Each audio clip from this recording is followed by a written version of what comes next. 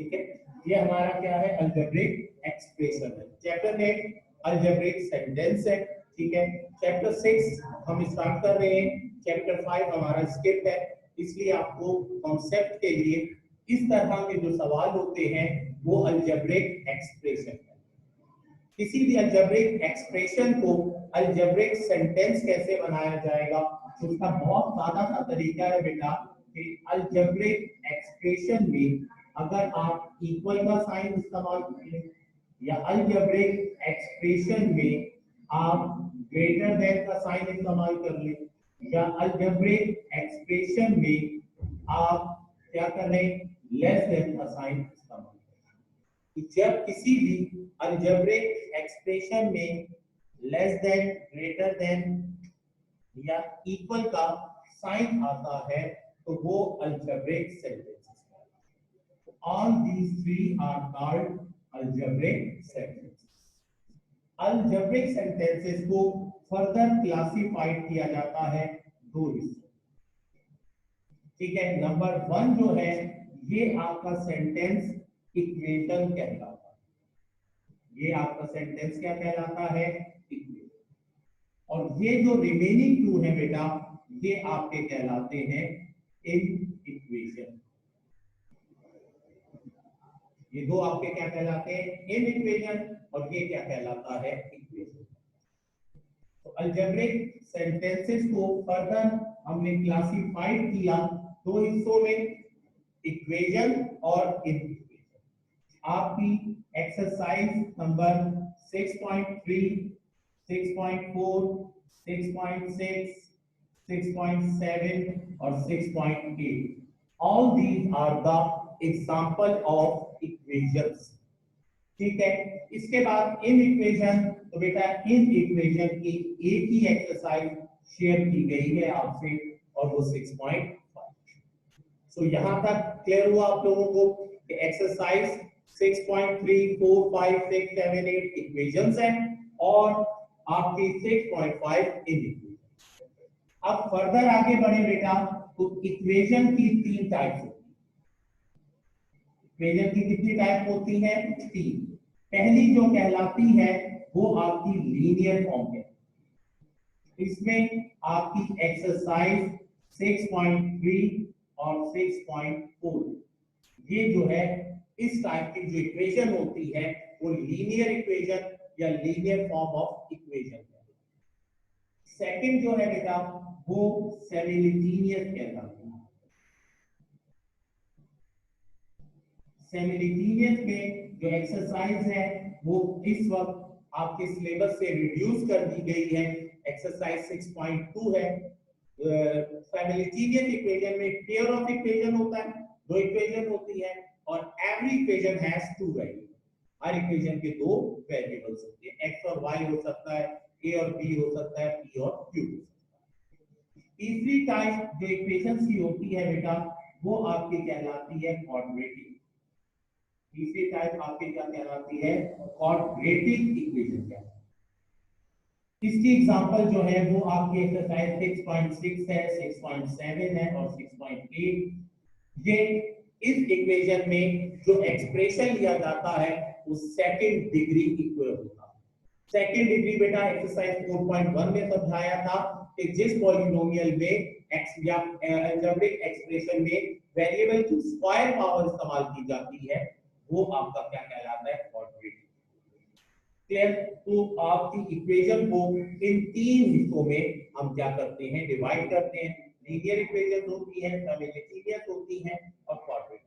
तो आपका जो सिलेबस है वो लीनियर और क्वाड्रेटिक पर मुश्तमिल है। जो आपका सिमिलटेनियस इक्वेशन है उसे आपके साथ इस दफा डिस्कस नहीं।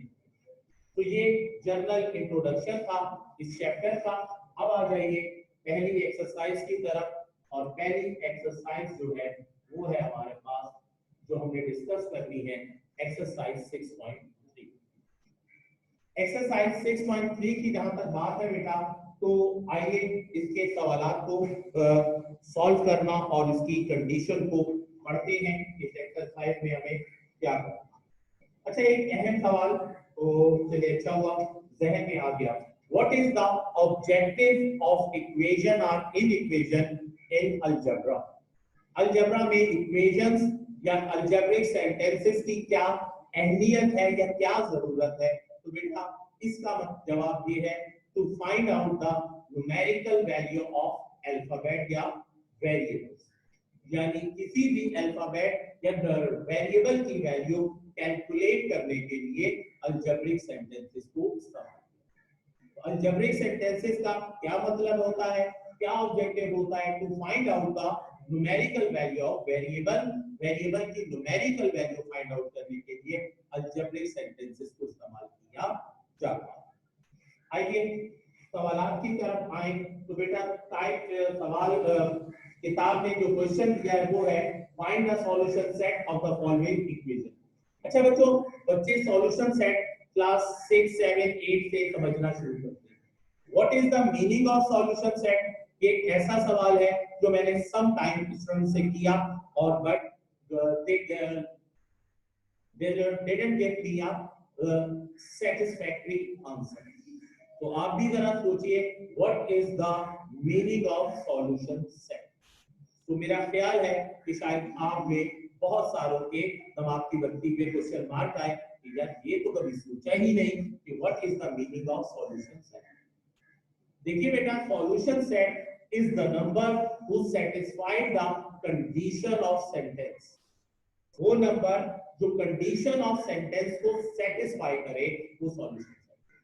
अब ये क्या है कि बेटा कोई भी इक्वेशन लाइक दैट, ये जैसे एक इक्वेशन है, जैसे ये एक इक्वेशन है, ये एक इक्वेशन है, इसका जो भी आप न्यूमेरिकल आंसर निकालें, जब वो आप इस इक्वेशन में पुट इन करें, जैसे अगर मैं x का इसका आंसर निकालता हूं तो x का जब मैं आंसर इस इक्वेशन में लगाऊं तो लेफ्ट साइड पर भी 0 आए क्योंकि राइट साइड पे भी क्या है, तो वो जवाब जो इक्वेशन की दोनों साइडों को बराबर कर देगा वो जवाब क्या कहलाएगा? Solution set.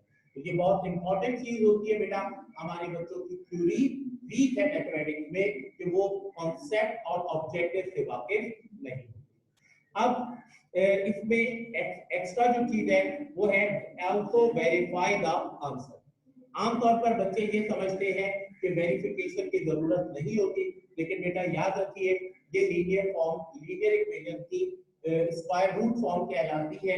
इसमें वेरिफिकेशन के हाफ मार्क्स होते हैं, यानी अगर क्वेश्चन 5 मार्क्स का है तो 2.5 मार्क्स सॉल्यूशन में, हाफ मार्क्स आपका सॉल्यूशन सेट लिखने का और 2 मार्क्स आपकी वेरिफिकेशन। अब अगर मैं सवालों को कैटेगराइज करूं तो बेटा आपके 3 सवाल एक जैसे हैं। क्वेश्चन नंबर 1, क्वेश्चन नंबर 6 और क्वेश्चन नंबर 7, ये तीनों सवालात एक ही तरीके से हैं। ठीक है बेटा, तो मैं इसमें से क्वेश्चन नंबर 6 जो है वो आपके साथ शेयर, इस तरह अगर आप क्वेश्चन नंबर 6 को समझ लेते हो तो 1 और 7 को अटेम्प्ट करना आपके लिए मुश्किल नहीं। तो क्वेश्चन नंबर 6 जो है वो है हमारे पास अंडर रूट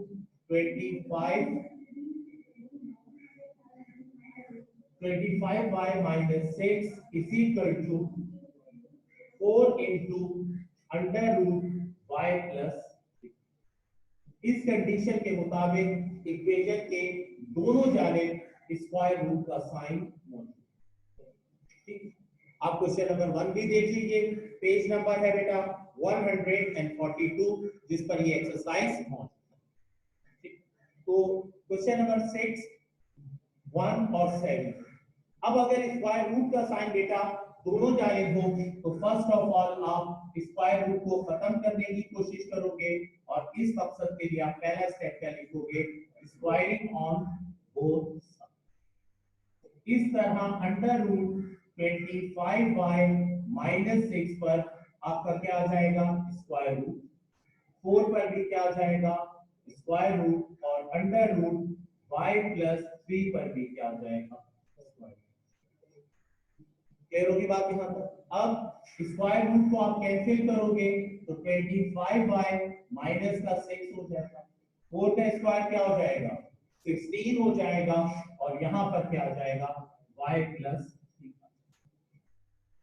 अब यहाँ पर देखिए बेटा दो सेपरेट नंबर से 4 स्क्वायर रूट से बाहर था, इसलिए 4 पर सेपरेटली स्क्वायर लिया, और y प्लस 3 एक कॉमन स्क्वायर रूट के अंदर थे, उन पर एक स्क्वायर।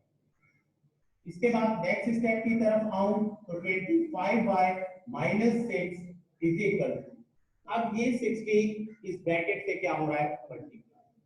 तो 16 को y से मल्टीप्लाई करेंगे तो 16y हो जाएगा, प्लस 16 को 3 से मल्टीप्लाई करेंगे तो क्या हो जाएगा, 48।